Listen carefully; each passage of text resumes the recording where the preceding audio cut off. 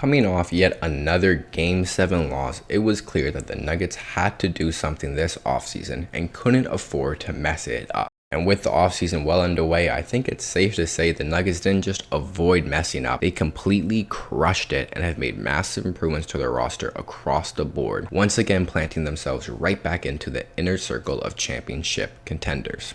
The first and most significant move the Nuggets made was, of course, trading MPJ and a future first for Cam Johnson. And I think this is one of the best moves they could have made, if not the best move they could have made for the package they put out. And I'll explain why. Cam Johnson is just a better player than Michael Porter Jr. is, period, and that is what matters the most. And I say that as a massive fan of MPJ. I've made a whole video talking about his growth over the last few seasons, but even with that growth, Mike is just an extremely limited player, and that has been evident the last few playoffs. If his three ball isn't falling and he isn't at 100%, he can just completely disappear, and that's because of his physical limitations. Having like 3 back surgeries, playing with drop foot means he isn't mobile, he can't get low enough to dribble, and he can't create his own look, and is forced to being a play finisher. And when you're playing a guy $39 million, being a play finisher isn't good enough anymore. Cam Johnson, on the other hand, can create his own look, and that's just evident from this season alone. He was stuck playing in NBA purgatory with the Brooklyn Nets, no offense, yet he still managed to put up 19 points per game while shooting 39% from beyond the arc on 7 threes a game. Cam is a more versatile offensive player who can put the ball on the floor, create his own looks from 3-point range at a higher rate, and just does a much better job of getting open off the ball than Mike ever did. Yes, Mike got better as an off-ball and a movement shooter, but he just never read the game at a particularly high level, so the Nuggets had to force him into that movement shooter role. For a guy like Cam, that just comes naturally. There's a clip going around from the Old Man and 3 podcast where he breaks down and explains a part of JJ Redick's jump shot that JJ himself didn't even notice. Cam explained it, he understood what he was saying. And I think that just shows the level of basketball IQ that Cam brings. And not to be rude to Mike, but there's a reason why he's known as Michael Porter Never Swing the Rock Jr.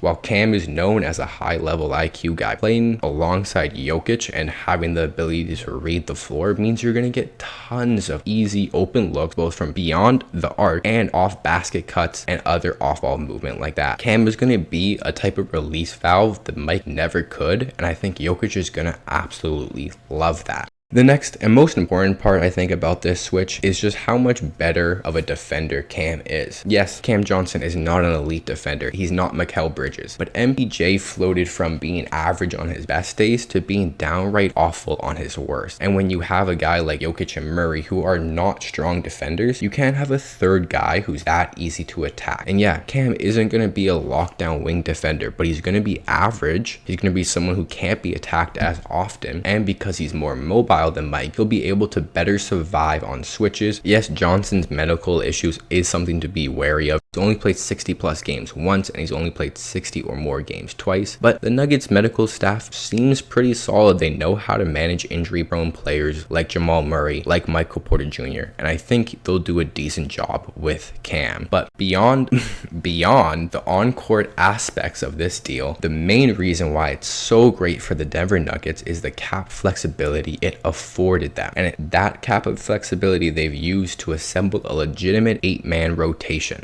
The Nuggets have a legitimate bench now, and when you compare it to what it was last year, that's a night and day difference. The Nuggets had one of the worst benches in the regular and postseason. Last year in the regular season, the Nuggets bench only averaged 26.4 points while shooting 43% from the field and 32% from 3. That ranked them 27th in bench scoring, and just for comparison, the trio of Tim Hardaway Jr., Bruce Brown, and Jonas Valanciunas averaged 29.7 points per game last year on 46-36 shooting splits, which is just a clear step up as a group. Despite how awful this team's bench was last year in the regular season, they still won 50 games and were a top 5 seed. And despite them having one of, I would honestly say, the worst bench in the playoffs last year, which only scored 21 points on 40-33 shooting splits with a net rating of minus 8.3 points. That's how awful the Nuggets bench was last year in the playoffs, yet they still pushed the eventual champs to 7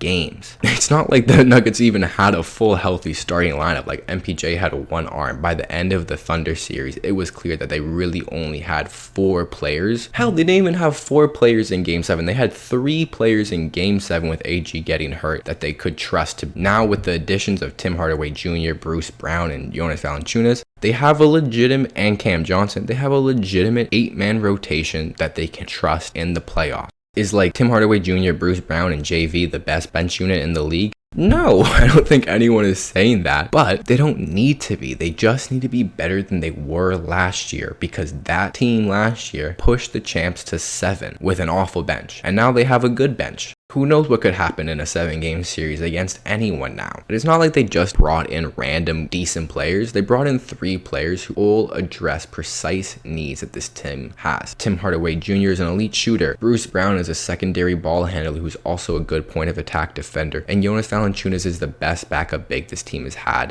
I don't know, since like Paul Millsap or like Mason Plumlee was here. I don't even know when was the last time the Nuggets had a decent backup big. I mean, like Tim Hardaway Jr. started 77 regular season games for a top 6 seed out east and all of the playoffs. And now he's going to be coming off the bench instead of having to trust a guy like Julian Strawther to make a leap. Bruce Brown, vital piece of the 2023 title run, and now he's back and he's on a vet minimum, and you can run a defensive duo of him and Christian Brown once again. I don't want to be rude, but let's be real. Who do you trust more in the clutch to make the right play? Bruce Brown or Westbrook? I think I know my answer. Like last year they played a 40-year-old, I know he's not 40, but they played an old DeAndre Jordan who could barely move left and right. And yes, Jonas Valanciunas isn't the most mobile guy, but he's definitely better than DJ was last year in the playoffs. And he's someone who can actually put pressure on a team on switches, having a little bit of a post game, just like Jokic does. The Nuggets don't have to run Zeke Naji at the backup 5 anymore. They don't even need to run guys like Payne Watson, who you can't really trust yet. They have 3 legitimate vets off the bench who can take all of those minutes if they have to, or if the young guys prove themselves, that's great. You have more optionality now, something that this team has pretty much never had when it comes to a bench rotation. Yes, I think the Thunder are going to be better next year with J-Dub, Chet Holmgren, Nikola Topic coming back, or J-Dub and Chet improve me, Topic coming back. The Rockets added KD, Şengün, Amen should also be a little bit better. But I think it's clear that the Nuggets have the best player in the world. They finally built a good bench around him, and they swapped out a guy in Michael Porter Jr. who's good for a guy in Cam Johnson who's even better. In my eyes, they're clearly the winners of the offseason, and they're my favorites to win it all next year. Who cares about the 2023 or the 2031 or the 2032, whatever year it is picked? Who cares what that ends up being? That doesn't matter at all. You have Jokic, a top 20 player of all time in their prime, and that means the future can be damned. Thanks for watching this video, and I cannot wait for next season to start.